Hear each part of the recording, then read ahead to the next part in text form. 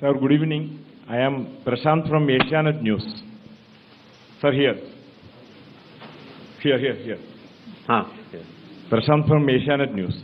As you know, after Rahul Gandhi's press conference, there are many issues coming up from different states, including states like Kerala. Will you initiate an inquiry into all these allegations which are coming from different states? Next, 5 questions. 22.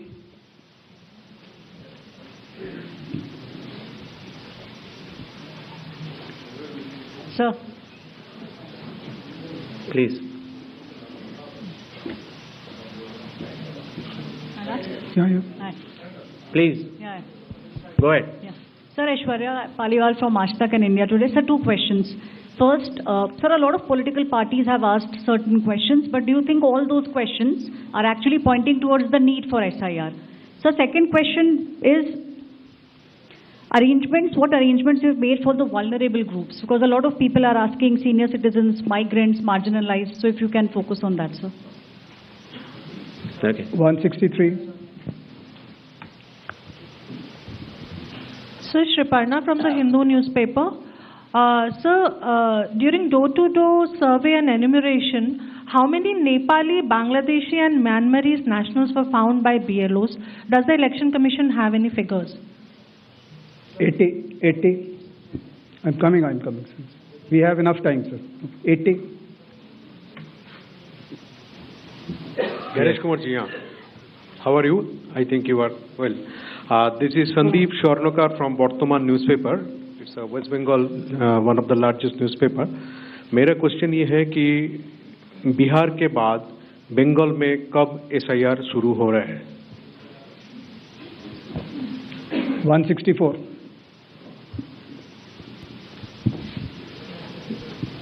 Sir Neeraj हूँ, news 18 India से, network 18 से। हमारा सवाल है कि special summary revision सालाना तौर पे होता है हर साल, तो SIR की जरूरत आपको कौन सा मतदाता सूची दोनों प्रक्रिया से अलग मिलेगा? हम ये जानना चाह रहे हैं। और एक सप्लीमेंट्री सवाल है इसी के साथ कि आपने कहा कि कुछ पॉलिटिकल पार्टीज के नेता भ्रम फैलाने की कोशिश कर रहे हैं। उनका ये भी कहना है, राहुल गांधी की मैं बात कर रहा हूँ, थोड़ी देर पहले उन्होंने कहा है क्यों उन्हीं से शपथ पत्र सिर्फ मांगा जा रहा है, दूसरे लोग, दूसरी पार्टी के लोग जो सवाल कर रहे हैं उनसे क्यों नहीं? इन 5 सवालों को पहले ले लेते हैं।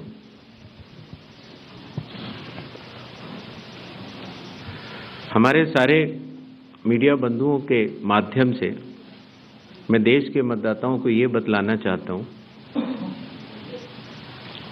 कि जब भी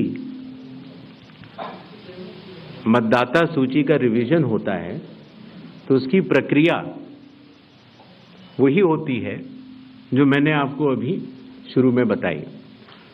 अर्थात सबसे पहले बूथ लेवल ऑफिसर्स और BLAs, राजनीतिक दलों के BLAs मिलकर एक ड्राफ्ट तैयार करते हैं और उसके बाद सभी राजनीतिक दलों को और उसी असेंबली कॉन्स्टिट्यूएंसी के मतदाताओं को यह अधिकार होता है कि वो उसमें त्रुटियां सुधारने के लिए आवेदन कर सकें।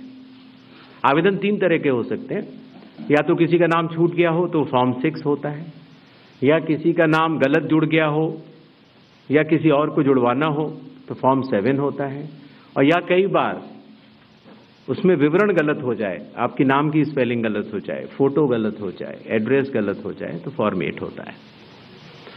तो ये क्लेम्स एंड ऑब्जेक्शंस का जो पीरियड होता है ये बहुत महत्वपूर्ण होता है और इसमें सभी राजनीतिक दलों की भागीदारी और मतदाताओं की भागीदारी भी आवश्यक होती है।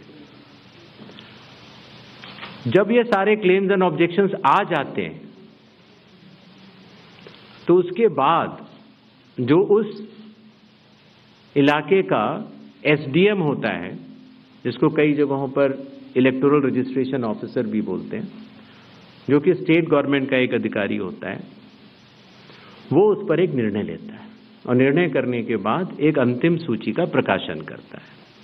ये प्रक्रिया में आपके माध्यम से सभी मतदाताओं को बताना चाहता हूं, जिससे कि उन्हें भी सनद रहे कि पूरी प्रक्रिया होती क्या है। तो एक बार जब एसडीएम की तरफ से अंतिम सूची प्रकाशित कर दी जाती है, और याद रहे कि प्रारूप अर्थात ड्राफ्ट सूची भी पॉलिटिकल पार्टी से शेयर की जाती है और अंतिम सूची भी पॉलिटिकल पार्टी से शेयर की जाती है, और आजकल चूंकि तकनीकी का जमाना है तो वेबसाइट पर भी इलेक्शन कमीशन की अवेलेबल होती है। इसके बाद भी अगर कोई भी त्रुटि रह जाए तो उस जिले के डीएम के पास एक अपील होती है,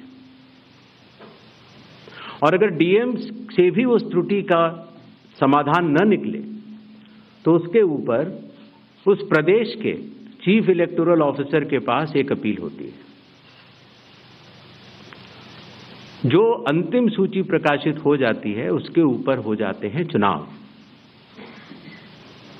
जब चुनाव होते हैं तो पॉलिटिकल पार्टीज अपने कैंडिडेट्स को खड़ा करती हैं और उन कैंडिडेट्स को यह सूची एक बार फिर दे दी जाती है कि इस सूची के ऊपर मतदान होगा, और ये सूची मतदान केंद्रवार दी जाती। इस प्रक्रिया के बाद जब चुनावी मतदान होता है तो मतदान केंद्र के अंदर हर प्रत्याशी को यह अधिकार होता है कि वो पोलिंग एजेंट्स को नामित करे, और वही सूची पोलिंग एजेंट्स के पास भी होती है। तो उदाहरण के तौर पर जब हमारा कोई मतदाता जब मतदान करने जाता है तो पोलिंग एजेंट्स देखते हैं, और अगर कोई गलत व्यक्ति जा रहा है या कोई 2 बार जा रहा है तो उसके ऊपर ऑब्जेक्शन भी कर सकते हैं। मतदान प्रक्रिया समाप्त होने के बाद मतगणना होती है, और मतगणना के बाद रिटर्निंग ऑफिसर रिजल्ट्स डिक्लेयर कर देते हैं। ये एक डिसेंट्रलाइज्ड कंस्ट्रक्ट है। संविधान के अनुसार ये पूरी जिम्मेदारी चुनाव आयोग की है, लेकिन लोक प्रतिनिधित्व कानून के तहत चुनाव आयोग तो एक छोटा सा 800 लोगों का एक समूह है, तो लोक प्रतिनिधित्व कानून के तहत चीफ इलेक्टोरल ऑफिसर, हर जिले का डिस्ट्रिक्ट कलेक्टर जिसको डिस्ट्रिक्ट इलेक्टोरल ऑफिसर भी कहा जाता है, हर असेंबली कॉन्स्टिट्यूएंसी का इलेक्टोरल रजिस्ट्रेशन ऑफिसर जो कि एसडीएम भी होता है, बूथ लेवल ऑफिसर्स, ये सभी के सभी सिर्फ इसी काम के लिए चुनाव आयोग के पास डेपुटेशन पर भी रहते हैं, सिर्फ मतदाता सूची और मतदान कराने के लिए। तो जब रिटर्निंग ऑफिसर रिजल्ट डिक्लेयर कर देता है उसके बाद भी कानून में प्राविधान है कि आप 45 डेज के अंदर आप उच्च न्यायालय जाकर एक चुनावी याचिका दायर कर सकते हैं और चुनाव को चैलेंज कर सकते हैं। जब ये प्रक्रिया 45 दिन समाप्त हो जाते हैं उसके बाद इस तरह के निराधार और आरोप लगाना, चाहे वो केरल हो, चाहे वो कर्नाटक हो, चाहे वो बिहार हो,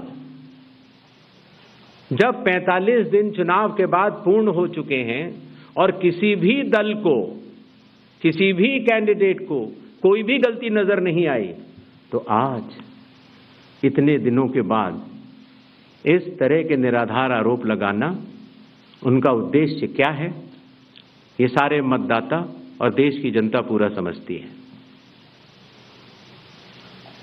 जहां तक स्पेशल इंटेंसिव रिवीजन की जरूरत क्यों पड़ी, और स्पेशल इंटेंसिव रिवीजन में और नॉर्मल जो रिवीजन हर साल होता है, दोनों में क्या फर्क है, ये बहुत अहम सवाल है।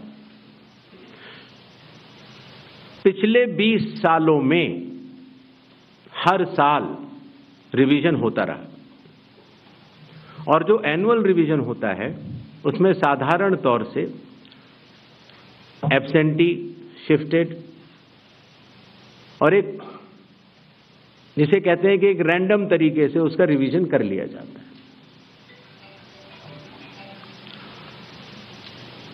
जब पिछले 20 सालों से इंटेंसिव रिवीजन नहीं हुआ, हालांकि पहले होते थे, अभी तक भारत में 10 से ज़्यादा बार स्पेशल इंटेंसिव रिवीजन हो चुके हैं, और स्पेशल इंटेंसिव रिवीजन की खासियत ये होती है कि मतदाता सूची को, इलेक्टोरल रोल को टोटली मैक्सिमम प्योरीफाई करने के लिए एक इन्यूमरेशन फॉर्म भरा जाता है और हर मतदाता उसको जब भर के देता है तो उसका नाम मतदाता सूची में फ्रेश, एकदम नए तरीके से सूची बनाई जाती है। और ये इंटेंसिव रिवीजन इसलिए भी आवश्यक हो गया, एक तो सभी राजनीतिक दलों की लगातार शिकायतें आती जाती हैं कि साहब वहां पर वोट बढ़ गए, वहां पर वोट कट गए, इन लोगों का वोट सही बना, इन लोगों का वोट गलत बना। साथ ही साथ समय के साथ कई लोग जो गांव में रहते थे, जहां पर उनका वोट था, वो शहर में आ गए, उनका वोट गांव में रह गया, और जब वो शहर में आए तो वोट कटवाने की प्रक्रिया की भी अपनी कानूनी जटिलताएं हैं, तो उनका वोट गांव में भी रह गया, शहर में भी हो गया। और आजकल आपको पता है, जैसे जैसे भारत का विकास होता जा रहा है, वैसे वैसे लोग शहर छोड़ के भी दूसरे शहरों में भी जाते हैं। मुझे आशा है कि जितने हमारे मीडिया बंधु हैं वो भी शायद किसी न किसी दूसरे शहर को छोड़ के यहाँ पर आए होंगे, तो जब वो यहाँ रहने लग जाते हैं तो उनका वोट यहाँ भी बन जाता है। तो इस तरह से करते करते एक व्यक्ति के जाने या अनजाने में कई जगह वोट रह गए। तो मतदाता सूची को शुद्ध करने के लिए इन्यूमरेशन फॉर्म एकमात्र रास्ता रह जाता है, क्योंकि मैं आपको एक उदाहरण भी देता हूं। जैसे मान लीजिए श्रीपर्णा चक्रवर्ती जी हैं, उनका पहला वोट था श्रीपर्णा चक्रवर्ती के नाम से, दूसरा वोट जब वो दूसरी बार उन्होंने भरा तो उन्होंने भर दिया एस चक्रवर्ती। पिताजी का नाम मुझे पता नहीं है, माफ करें, लेकिन ए बी चक्रवर्ती भरा। अगली जगह जब उन्होंने भरा तो उन्होंने कहा कि नहीं, अखिल बी चक्रवर्ती। तो यह असंभव हो जाता है जानना कि ये दो व्यक्ति एक हैं कि नहीं। तो एक ही तरीका है कि उसके लिए इन्यूमरेशन फॉर्म जारी किए जाएं और एक व्यक्ति एक बार में एक ही इन्यूमरेशन फॉर्म भरेगा, जिससे कि मतदाता सूची का शुद्धिकरण भी होगा। अगर उनका नाम गलत लिख गया है तो वो भी वो सही कर सकते हैं, अगर उनकी फोटो ठीक नहीं है तो वो भी सही कर सकते हैं, अगर उनका पता ठीक नहीं है, माता पिता का नाम ठीक नहीं है तो वो भी ठीक कर सकते हैं। तो ये रही SIR की आवश्यकता। SIR में डोर टू डोर जाना पड़ता है। बूथ लेवल ऑफिसर हमारे बिहार के लगभग 90,000 बूथ लेवल ऑफिसर्स 7,89,00,000 लोगों के घर घर जाकर उन्होंने एक एक व्यक्ति को ये इन्यूमरेशन फॉर्म दिया।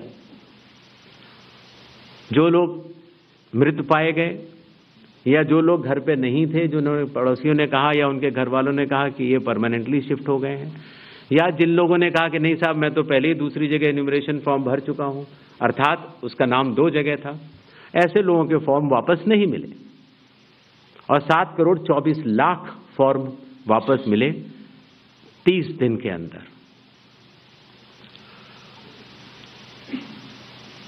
इनमें से एक सवाल यह था कि कितने नेपालीज हैं और कितने बांग्लादेशीज। पहली बात तो मैं ये स्पष्ट कर देना चाहता हूं कि भारत के संविधान के अनुसार सिर्फ भारत का नागरिक ही MLA और MP का चुनाव कर सकता है। किसी और कोई अधिकार, किसी और देश के नागरिक को यह अधिकार प्राप्त नहीं है। अगर ऐसे लोगों ने इन्यूमरेशन फॉर्म भरा है तो SIR की प्रक्रिया में अपनी पात्रता सिद्ध करने के लिए कुछ दस्तावेज भी मांगे गए, जिनकी गहन जांच 30 सितंबर तक होनी है। और ऐसे केस में जो ऐसे लोग हैं जो कि हमारे देश के नहीं हैं, गहन जांच के दौरान वो पाए जाएंगे और निश्चित तौर से उनका वोट नहीं बनेगा। जहां तक वेस्ट बंगाल के SIR की तारीख की बात है, हम तीनों कमिश्नर्स एक उचित समय देखकर उसका निर्णय लेंगे कि कब वेस्ट बंगाल में होना है या देश के अन्य राज्यों में कब होना है। उसकी तारीखों का ऐलान आने वाले समय में उचित समय पर किया जाएगा। एक और सवाल था कि जब इतनी पारदर्शी प्रक्रिया है तो फिर भ्रम फैलाने वाली कोशिश पर आप कुछ लोगों से ये कह रहे हैं कि फॉर्म 7 दे दें और कुछ लोगों से कह रहे हैं कि आप शपथ पत्र दे दें। इसका जवाब ये है, लोक प्रतिनिधित्व कानून में जो सबके लिए बराबर है, मेरे लिए भी है, आपके लिए भी है और किसी भी सांसद के लिए भी है और किसी भी एमएलए जी के लिए भी है। अगर आप उसी निर्वाचन क्षेत्र के निर्वाचक हैं तो आपको समय रहते शिकायत करने का पूरा मौका है। आप फॉर्म 6 भर सकते हैं, फॉर्म 7 भर सकते हैं, फॉर्म 8 भर सकते हैं। आपके राजनीतिक दल के बूथ लेवल एजेंट्स को भी ये अधिकार प्राप्त होता है कि वो एक शपथ देकर 10-10 फॉर्म भी बूथ लेवल ऑफिसर्स को दे सकते हैं, बशर्ते आप उस विधानसभा क्षेत्र के निर्वाचक हो। लेकिन अगर आप उस विधानसभा क्षेत्र के निर्वाचक नहीं हैं, उस कॉन्स्टिट्यूएंसी के आप इलेक्टर नहीं हैं, और अगर आप अपनी शिकायत को आगे बढ़ाना चाहते हैं, एक विषय होता है शिकायत करना, एक होता है उसके ऊपर भ्रम फैलाना, और एक होता है उसके ऊपर चुनाव आयोग पर आरोप लगाना। तो ग्रेडेड रिस्पांस के तहत अगर आप उस क्षेत्र के निर्वाचक नहीं हैं तो आपके पास एकमात्र कानून में विकल्प है, और वो है रजिस्ट्रेशन ऑफ इलेक्टर रूल्स, रूल संख्या 20, sub clause 3, sub clause B, जो ये कहता है कि अगर आप निर्वाचक नहीं हैं उस विधानसभा क्षेत्र के, तो आप एक विटनेस के तौर पर अपनी शिकायत दर्ज करा सकते हैं, और इलेक्टोरल रजिस्ट्रेशन ऑफिसर को आपको एक ओथ देनी होगी, और वो ओथ जिस व्यक्ति के खिलाफ आपने शिकायत की है उसके सामने एडमिनिस्टर करानी होगी। ये कानून शायद इस सदन में बैठे सभी लोगों के जन्म के पूर्व का बना हुआ है और सबके लिए बराबरी तौर से लागू है। आशा है इन 5 सवालों को मैंने जवाब दे दिया होगा। आगे बढ़ें।